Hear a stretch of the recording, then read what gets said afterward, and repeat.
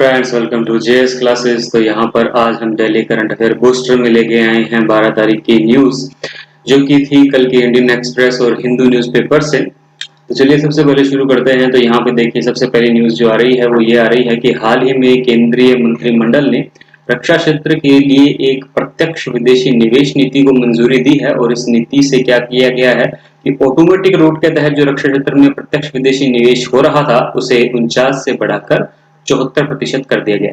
अब देखिए ये होता क्या है, फॉरेन डायरेक्ट इन्वेस्टमेंट एफडीआई, और आपने एक और सुना होगा यहाँ पर शब्द एफपीआई। इसे कहते हैं एफपीआई में पी का मतलब हो जाता है पोर्टफोलियो इन्वेस्टमेंट और डी का मतलब यहाँ पे हो जाता है डायरेक्ट, फॉरेन डायरेक्ट इन्वेस्टमेंट, मतलब प्रत्यक्ष विदेशी निवेश और प्रत्यक्ष संस्थानिक निवेश। अब ये जो संस्थानिक निवेश होता है ये किसी भी देश में आता है उसके शेयर मार्केट्स के थ्रू। ठीक है, आप यहाँ पे इतना सिंपल सा याद रखिए, इसको डिटेल में हम बाद में चर्चा करेंगे। और जो एफडीआई आता है वो आता है डायरेक्ट उद्योग लगाकर, मतलब कोई भी मान लीजिए अमेरिका की कंपनी है, भारत में आती है और वो उद्योग स्थापित करती है या चल रहा कोई पुराना उद्योग है उसमें अपनी पार्टनरशिप ले लेती है, तो डायरेक्ट वो यहाँ रुकती है, तो उसे कहते हैं एफडीआई। और जब वो भारत के शेयर बाजार में पैसा लगाए, वो डायरेक्ट उद्योग की स्थापना नहीं करे, तो उसे कहते हैं एफपीआई। तो हमेशा एफडीआई अच्छा माना जाता है क्योंकि ये स्थायी प्रकृति का होता है, यहाँ से जल्दी से पैसा वापस नहीं जाता है। तो हमने जो सीमा निर्धारित कर रखी थी यहाँ 49% की, वो बढ़ा के 74% कर दी गई है। अब इसमें जो शर्त जोड़ी गई है वो राष्ट्रीय सुरक्षा की शर्त जोड़ी गई है। तो आपके एमसीक्यू के लिए भी ये बात इंपॉर्टेंट है, जिसको ध्यान रखिएगा, क्योंकि पिछले हम 3-4 साल से राष्ट्रीय सुरक्षा पर काफी ध्यान दे रहे हैं और हमने यहाँ पे अपनी नीतियों को काफी बदला है। अभी हमने 49% किया था इसको ऑटोमेटिक रूट के तहत। अब देखिए इससे संबंधित और भी तथ्य हैं, वो यहाँ पे हम ध्यान से देख लेते हैं कि केंद्र सरकार ने रक्षा क्षेत्र में देश की स्थानीय विनिर्माण क्षमता को बढ़ाने के लिए कई महत्वपूर्ण निर्णय लिए। अब देखिए स्थानीय विनिर्माण क्षमता क्या होती है कि हम अपने ही देश में निर्माण करें अपने हथियारों का। अभी आप देख रहे हैं कि हम राफेल मंगा रहे हैं फ्रांस से, इस तरह से हमारी कई तरह से हथियार की डील चलती रहती है अलग अलग देशों के साथ। ऐसा इसलिए होता है क्योंकि हम इतने सालों में आज भी इतने सक्षम नहीं हुए कि अपनी आवश्यकता के अनुसार अपने हथियारों को अपने देश में ही बना सकें। इसलिए इस क्षमता को बढ़ाने के लिए पिछले 3-4 साल से प्रयास किए जा रहे हैं, जिसमें से हमने एफडीआई को लागू करना भी एक महत्वपूर्ण प्रयास रहा है। एफडीआई के कारण क्या होता है कि यहाँ पर बजट की कमी नहीं रहती, निजी क्षेत्र का यहाँ पर पैसा आ जाता है और जिससे हथियार निर्माण या इस तरह में आत्मनिर्भरता प्राप्त करने में सहायता मिलती है। अब देखिए रक्षा विनिर्माण क्षेत्र के लिए 2025 तक जो हमारा टारगेट है वो है 1.75 लाख करोड़ रुपए के कारोबार के साथ 35,000 करोड़ रुपए का निर्यात भी करना। ठीक है ना, तो ये इतना बड़ा हम टारगेट लेके चले हैं 2025 तक के लिए। और भारतीय रक्षा क्षेत्र के बारे में यहाँ पे जो पॉइंट है उसे आप देख लीजिएगा कि एक अनुमान के हिसाब से 2019 तक एरोस्पेस और जहाज मतलब हवाई जहाज निर्माण और समुद्री जहाजों के निर्माण उद्योग के साथ साथ रक्षा उद्योग का कारोबार हमारे यहाँ 80,000 करोड़ रुपए का है। देखिए तो ये इतना कम है कि हवाई जहाज आप भी आ गए, इसमें समुद्री जहाज भी आ गए और फिर भी टोटल मिलाकर केवल 80,000 करोड़ रुपए का ही बताया गया है। हालांकि इसमें भी लगभग 80% जो है वो हिस्सेदारी किसकी है, सार्वजनिक क्षेत्र के उपक्रमों की, मतलब सरकार के जो उपक्रम है वही इसमें 80% रोल निभा रहे हैं। इसीलिए इसका इतना विकास नहीं हो पाया है। इसलिए जब अब एफडीआई आएगा और 49 से 74 जो लिमिट हो गई है, तो उसको ध्यान रखते हुए हमारे यहाँ पैसे की कमी नहीं रहेगी। उसके साथ साथ रिसर्च और डेवलपमेंट भी आता है। जब भी कोई विदेशी कंपनी आती है, तो जैसे मान लीजिए कि कोई एग्जांपल देता हूँ, कोई फोन बनाने वाली कंपनी है एप्पल, वो भारत में आती है तो वो यहाँ के लोकल्स को हायर करती है। इससे क्या होता है कि रिसर्च और डेवलपमेंट जो उस देश में हुई है उसका फायदा हमारे यहाँ के निवासियों को मिलता है। तो इस तरह से ये एक इम्पोर्टेंट न्यूज है, इसको ध्यान रखिएगा। चलिए बढ़ते हैं अगली न्यूज की तरफ। अगली न्यूज हमारे सामने है, जैसे कि आप देख सकते हैं कि भारत और जापान के बीच में अभी एक समझौता हुआ है और समझौते का नाम जरूर ध्यान रखिएगा, MLSA, और इसकी फुल फॉर्म आप देखेंगे तो म्यूचुअल लॉजिस्टिक सपोर्ट अरेंजमेंट। ठीक है, अब इसका मतलब क्या होता है, तो देखिए यहाँ पर क्या होगा कि भारत और जापान एक दूसरे की सैन्य सुविधाओं का यहाँ पर उपयोग कर पाएंगे। सिंपली भाषा में हम ऐसे कर सकते हैं।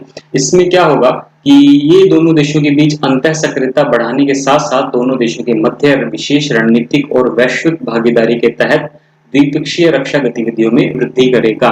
साथ में यहाँ पर पानी, परिवहन, भोजन, पेट्रोलियम, कपड़े, संचार, चिकित्सा सेवाएं, सुविधाओं और घटकों का उपयोग भी सम्मिलित है और ये 10 वर्ष तक लागू रहेगा।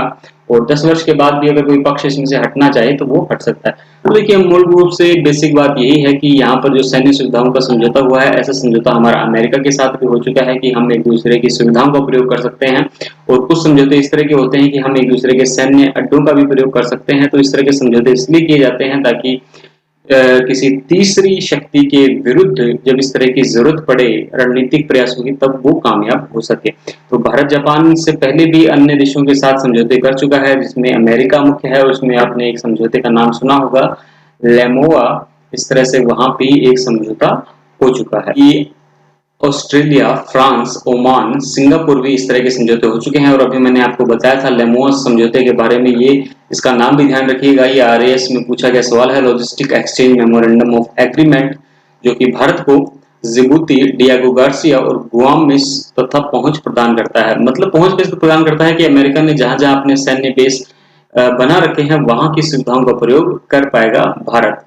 अब भारत ने 2008 में फ्रांस के साथ भी इसी तरह का समझौता किया था और मेडागास्कर और जिबूती के निकट यूनियन द्वीप समूह में फ्रांसीसी नौसेना बेस स्थिति के कारण ये भारतीय नौसेना को दक्षिण पश्चिमी हिंद महासागर क्षेत्र में पहुंच प्रदान करता है।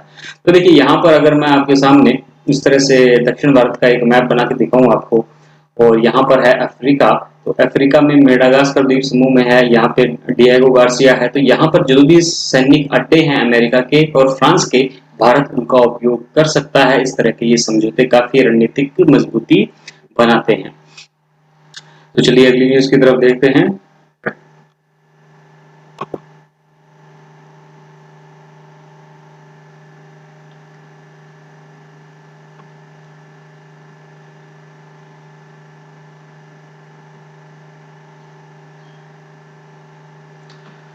और अगली न्यूज है हमारे सामने कि हाल ही में महाराष्ट्र विधानमंडल में क्या हुआ है कि अर्णब गोस्वामी जो न्यूज एंकर हैं और कंगना रनौत के खिलाफ विशेषाधिकार उल्लंघन के प्रस्ताव पेश किए गए हैं। तो यहाँ पर आपके लिए पॉइंट आ जाता है कि इस विशेषाधिकार क्या होते हैं, संसदीय विशेषाधिकार क्या होते हैं। तो समझिए कि ये क्या होते हैं कि जो सदन के सदस्य होते हैं, जैसे लोकसभा है, राज्यसभा है केंद्र में, और राज्यों में विधानसभा है, विधान परिषद है, तो वहां पर उनको प्राप्त अधिकार है वहां के सदस्यों को। और वो अधिकार क्या कहते हैं कि अगर कोई भी एमएलए एमपी अपना कर्तव्य पूरा कर रहा है और उस दौरान उसने कोई वक्तव्य दिया है, तो उसके लिए उसे किसी भी सिविल अथवा आपराधिक कार्रवाई के लिए जिम्मेदार नहीं ठहराया जा सकता। ठीक है, अगर वो संसदीय गरिमा में है, संसदीय दायित्वों को पूरा कर रहा है, उस टाइम कोई ऐसा स्टेटमेंट निकल जाता है, तब भी आप उस पर सिविल और आपराधिक कार्रवाई नहीं कर सकते हैं। तो यहाँ पे जो इनके विरुद्ध प्रावधान पास हुआ है, इसके पहले आप ये देखिए कि संविधान में क्या प्रावधान है। तो संविधान का अनुच्छेद 105 देता है सेंटर में, और संविधान का अनुच्छेद 194 देता है राज्य की विधानसभाओं के सदस्यों को विशेषाधिकार। तो ये अनुच्छेद यहाँ पर आप ध्यान रखिएगा। अब विशेषाधिकार को आपने समझ लिए, अब आप ये समझिए कि विशेषाधिकार हनन क्या होता है। अब देखिए, विशेषाधिकार हनन क्या होता है कि कोई आपत्तिजनक बात कह दी गई हो तो वहां पे विशेषाधिकार हनन का प्रस्ताव लागू होता है। हालांकि इसके संबंध में कोई स्पष्ट अधिसूचित नियम नहीं है, फिर भी इसे समझिए कि ऐसा कोई कार्य जो प्रत्यक्ष या परोक्ष रूप से संसद के किसी भी सदन के काम में बाधा या अड़चन डालता है, ठीक है, पहली बात, अथवा संसद के किसी सदस्य या अधिकारी के कर्तव्य निर्वहन में बाधा डालता है, तो विशेषाधिकार हनन के रूप में इसे माना जाता है।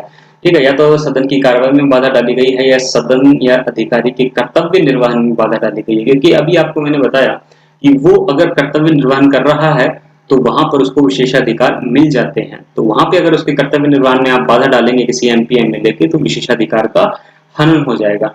अब ये हनन कैसे हो सकता है कि आप उन पर कोई आरोप लगा दें तो भी हनन हो सकता है, और कर्तव्यों के पालन में उनकी निष्पक्षता या चरित्र पर भी आप अगर प्रश्न कर देंगे, उनके कैरेक्टर पर सवाल उठा देंगे, तो भी विशेषाधिकार का हनन हो सकता है। और साथ में देखिए, सदस्यों के आचरण की निंदा करना भी विशेषाधिकार हनन में आता है, और सदन की कार्रवाइयों का झूठा प्रकाशन करना, ये सभी विशेषाधिकार हनन तथा अवमाननाएं होंगी। तो अब मान लीजिए कि ये जब संसद का सत्र चल रहा है और इस तरह के कोई व्यक्ति, कोई निजी व्यक्ति इस तरह के आरोप लगा देता है, चरित्र पर प्रश्न उठाता है, तो उसके लिए फिर क्या प्रक्रिया अपनाई जाती है। तो प्रक्रिया अपनाई जाती है कि विशेषाधिकार समिति का इसमें गठन करते हैं, और इसमें ध्यान रखिएगा निचले सदन में 15 सदस्य होते हैं और उच्च सदन में इसमें 11 सदस्य होते हैं। मतलब यहाँ पर हम सेंटर की बात कर रहे हैं, तो लोकसभा और राज्यसभा से इसका मतलब समझिएगा कि लोकसभा से यहाँ पे लिए जाएंगे 15 और राज्यसभा से लिए जाएंगे 11 सदस्य। अब यहाँ पर ये समिति का गठन किया जाएगा और ये समिति फिर इस चीज का परीक्षण करेगी किसी निजी व्यक्ति ने हालांकि इस तरह का विशेषाधिकार का हनन किया है या किसी एमपी एमएलए के विरुद्ध बयान दिया है, और अगर ये मान लिया जाता है समिति की रिपोर्ट को कि हाँ उसने ऐसा किया है, तो आरोपित व्यक्ति को वहां की विधायिका जो है वो अवमानना का दोषी मान सकती है और सजा की सिफारिश कर सकती है। ठीक है, तो मान लीजिए कि आपने किसी एमपी एमएलए के बारे में कुछ कहा, तो उसके लिए समिति गठित हुई, समिति ने अपनी रिपोर्ट करी, जांच करी, जांच के बाद वापस उन्होंने विधानसभा या लोकसभा जो भी केस हो वहां पे अपनी रिपोर्ट रखी और वो स्वीकृत हो गई, तो आपको अवमानना का दोषी मान लिया जाएगा। और उसके बाद जो कार्रवाई हो सकती है वो देखिए क्या हो सकती है कि यहाँ पर उनको सदन के समक्ष बुलाया जाएगा, चेतावनी दी जाएगी और लास्ट में उनको कारावास में भी भेजा जा सकता है। तो इस तरह की ये बातें यहाँ पर घटित हो जाती हैं। तो चलिए अगली न्यूज की तरफ बढ़ते हैं। अगली न्यूज है हमारे पास 5 स्टार गांव योजना। अब ये 5 स्टार गांव योजना सिंपली इसी तरह से पूछ ली जाती है कि ये योजना क्या है, सीधा सा एमसीक्यू तो इस तरह से आ जाता है। और बाकी डिटेल में समझिए कि डाक विभाग ने ये योजना लागू की है देश के ग्रामीण क्षेत्रों में डाक योजनाओं को पहुंचाने के लिए। मतलब हर गांव में कितनी डाक की फैसिलिटी अवेलेबल है उस आधार पे 5 स्टार गांव योजना लागू हुई है। जैसे मान लीजिए कि कोई डाकघर ये 5 तरह की सुविधाएं देता है किसी गांव में, ठीक है, जिसमें क्या होता है कि आप वहां पर बैंक खाते खुला सकते हो, सुकन्या समृद्धि खाते खुला सकते हो, वित्त पोषित डाकघर बचत खाता, ये डाक पेमेंट बैंक खाते खुला सकते हो, पोस्टल लाइफ इंश्योरेंस पॉलिसी आप ले सकते हो, प्रधानमंत्री सुरक्षा बीमा योजना खाता खुला सकते हो।